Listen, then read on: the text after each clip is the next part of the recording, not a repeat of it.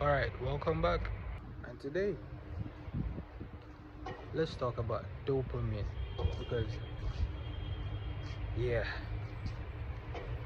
since the first day I heard that word, This is dopamine. I want to talk about dopamine and this thing called dopamine. But dopamine is fundamental to get. Dopamine is a chemical that the human being so deeply desires.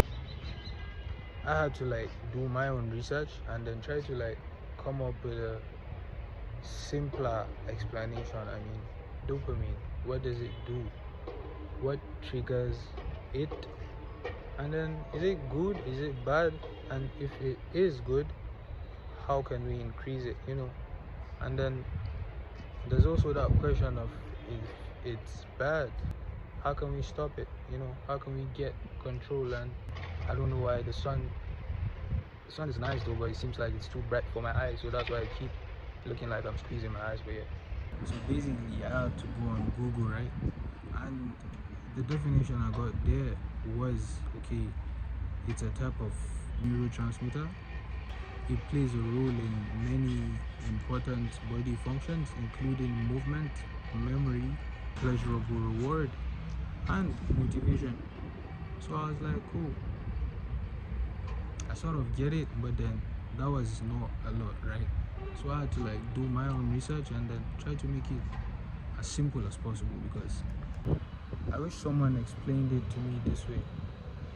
Literally, I wish I had someone literally. Yeah. But you're welcome though. Like, comment, and subscribe. Let me know what your biggest takeaway was from this video. Appreciate that. So let's call it this natural drug inside your body that gives both you and I feelings of pleasure, satisfaction, and motivation. Okay, I mean, we're getting somewhere. I mean, it's also called the happy hormone. So just saying that, okay, it's this drug inside my brain, right? So I can use it to my advantage. Okay, that means it can be good and it can be bad. It depends on what activity your brain likes, because it starts okay, your brain is literally saying, hey, we did this maybe last night, yesterday, or whatever. We did this, we liked it, let's do it again. That's basically how it is. So yeah, anything that gives you and I pleasure will trigger the release of dopamine. It's that simple. So it can be good and it can be bad. I mean, get what we're trying to say here. I wasn't joking though. I told you guys here, there's no long story here. It's that simple. Anything that gives you pleasure will trigger the release of dopamine. You hear that? It will trigger the release of dopamine, ranging from let's see, a fun activity you enjoy, whether dancing or cooking, to sex, shopping, and drugs.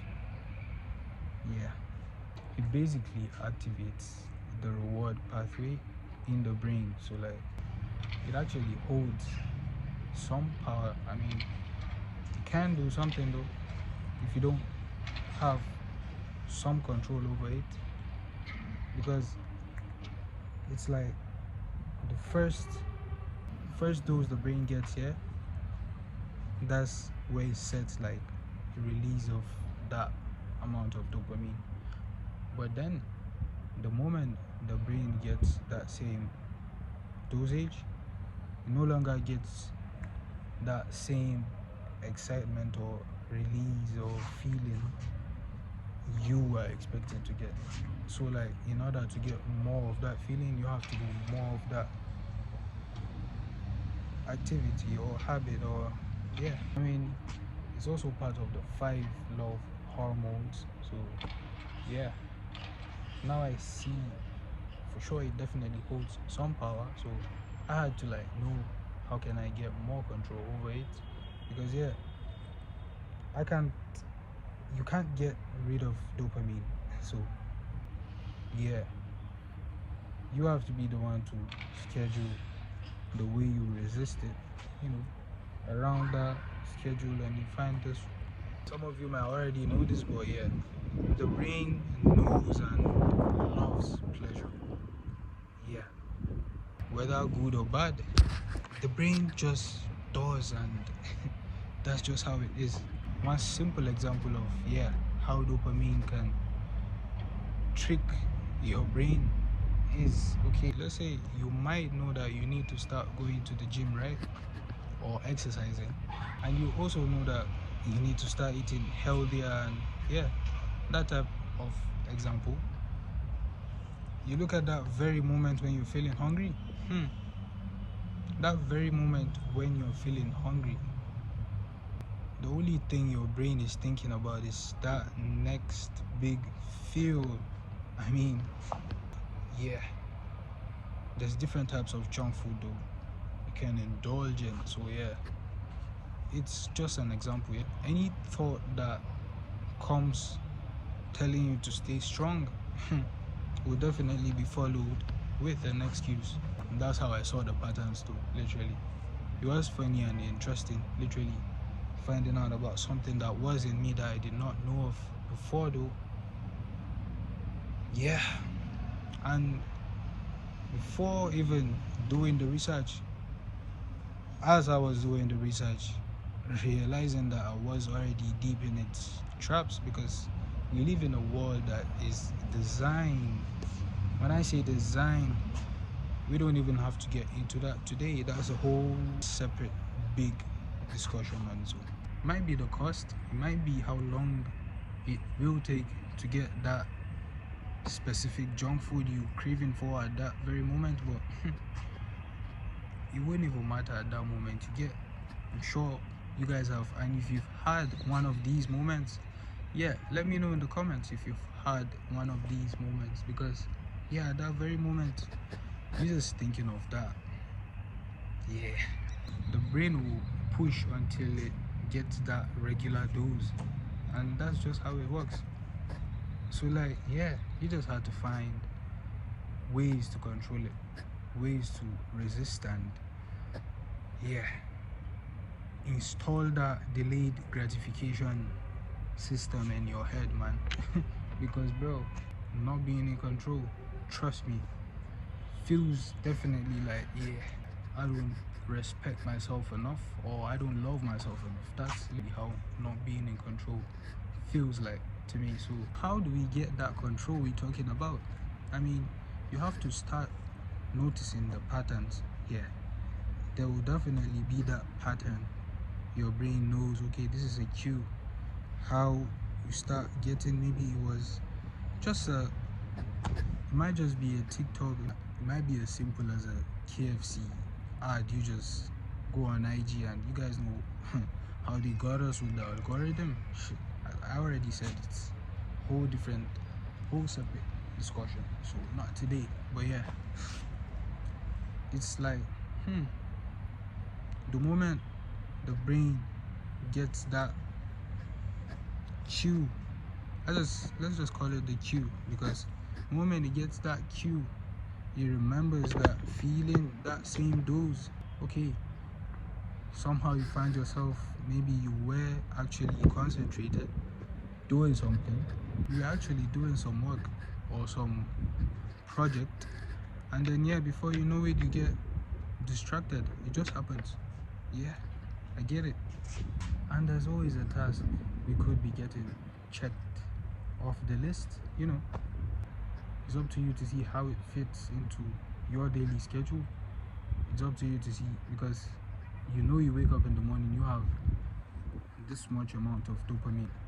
You just have to find a way to not get on your phone the first thing you wake up in the morning, because I have to say it though, if the first thing you do in the morning when you wake up is grab your phone, I'm sorry, I don't know though, but that has never worked for me. Never though. On days where I wanted to actually get things done, you don't grab your phone first thing when you wake up in the morning, man. You should know that. What I did though, and what you should do, is you need to draw a line, and then on this side is the good things, the productive things that make you feel good, productive. And on their side is the bad habits, hobbies, addictions. You might be breaking down that big task into two smaller ones, or doing that thing you're supposed to be doing. I promise you feel great. I promise you feel great, because it's the same feeling, but the one with the delayed gratification, trust me, it feels better. It feels way better, because now you actually got something done. No time wasted, because that's the good dopamine.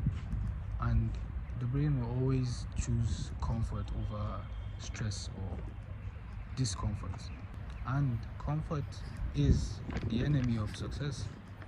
So even though we look better, feel healthier, and all of those good things that come with going to the gym or exercising, your brain will still prefer laying down under the blanket, over exercising or working out. It's that simple. So before we go, just don't forget it. The moment you saw that cue, it's that it's that same pattern, man. We did that, liked it, let's do it again. So now that's when you need to pause. So take a long walk sometimes, or a short one. Touch grass, bro. You need to just sometimes move your body. And then we live in a world designed to stimulate our emotions. So follow a schedule that works for you. Maybe no phone for 1 hour each day. Small steps build up. Trust me, a lot of studies and reports do have shown that the dopamine detox actually works. So take 1 week, 7 days, depends on how you see it, but plan a 7-day impossible. You have to make 7 days, so for 7 days what we doing, and documenting it at the same time also with you guys. But it's 7 days.